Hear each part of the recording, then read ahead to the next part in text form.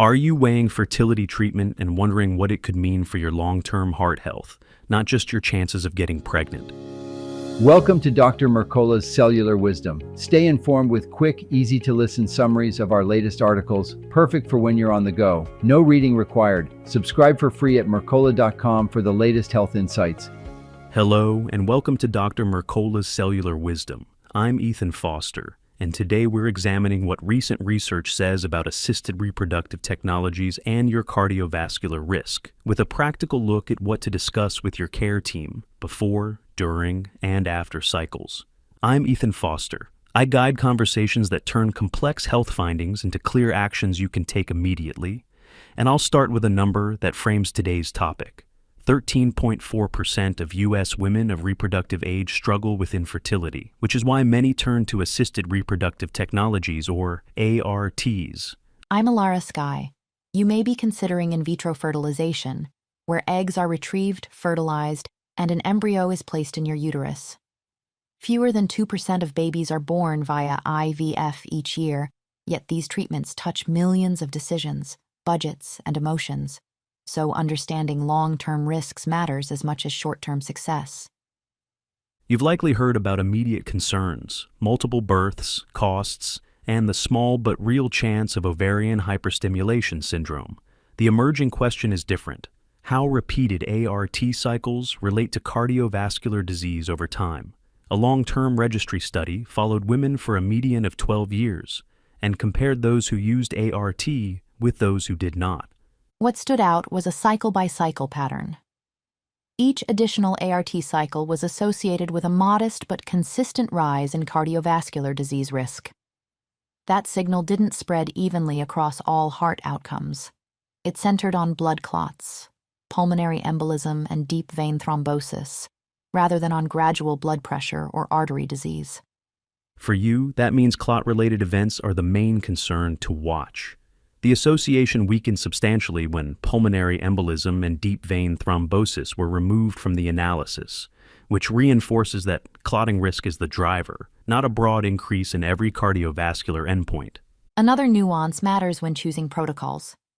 Programmed frozen embryo transfer cycles showed a stronger association with later cardiovascular disease than other cycle types.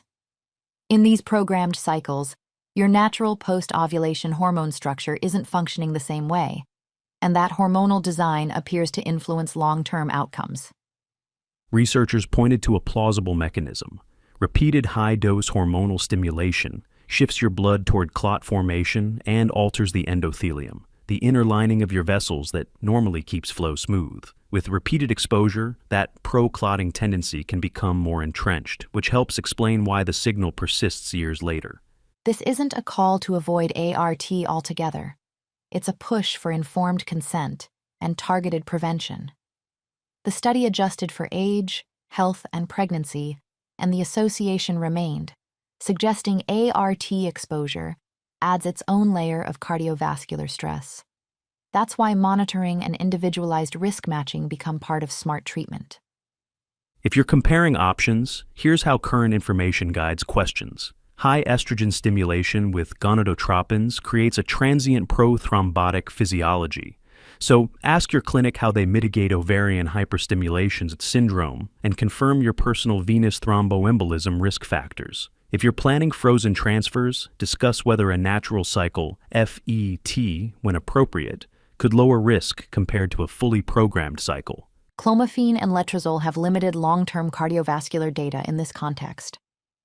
If you're using them for ovulation induction, promptly report chest pain, visual changes, severe headache, or new palpitations during cycles. For progesterone and estrogen used as luteal support, exposure is shorter, and no clear independent long-term cardiovascular signal has been identified, but you should still watch for leg swelling or sudden breathlessness. Some women need a cardiology check before ART begins.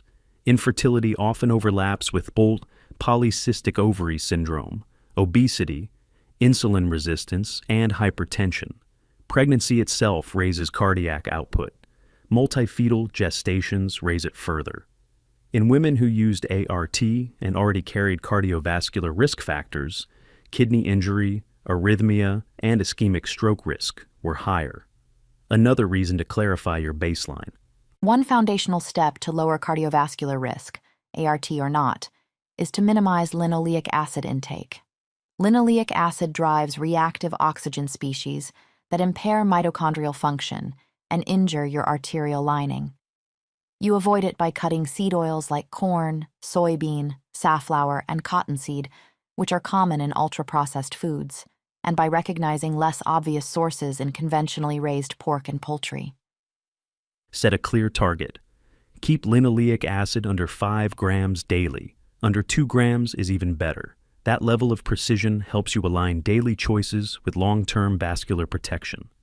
A forthcoming Seed Oil Sleuth tool in the Mercola Health Coach app is designed to track linoleic acid down to 1/10 of a gram, but you can start now by removing seed oils at home and reading labels when you eat out. Layer ART-specific safeguards on top of diet. Ask about step-down stimulation and the feasibility of a natural cycle FET when appropriate. Track blood pressure at home if you have any hypertension history and bring your readings to visits. Review medicines and supplements with your clinicians, especially anything that affects clotting. If you feel unwell, call. This is a time-limited, slightly higher risk period you and your team manage together. Use a clear triage plan during and after cycles. Call emergency services for sudden, severe chest pain or shortness of breath, one-sided leg swelling and pain, coughing up blood, or a severe headache with neurologic symptoms. Call your doctor the same day for persistent chest discomfort, new palpitations, repeated high blood pressure readings, rapid abdominal distension with weight gain, or calf tenderness. Common questions deserve precise answers. Do IVF and fertility drugs raise heart disease risk? Yes. The risk increases with the number of cycles and is driven mainly by clot-related events. Are strokes broadly more common after IVF? No.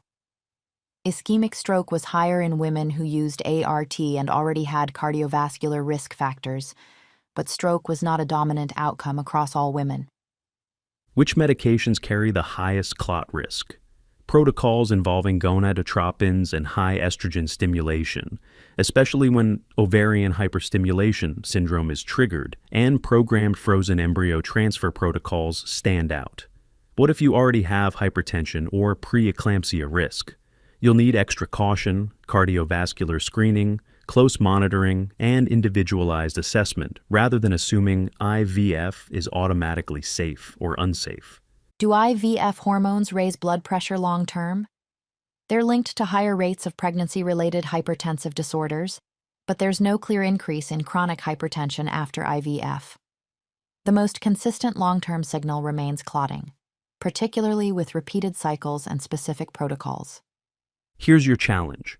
Before your next clinic visit, write down the number of ART cycles you've completed or plan, list personal clotting and blood pressure risk factors, and identify every source of linoleic acid in your kitchen.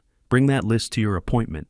Ask whether a natural cycle FET is an option. Confirm your OHSS prevention plan, and set a daily linoleic acid target under 5 grams.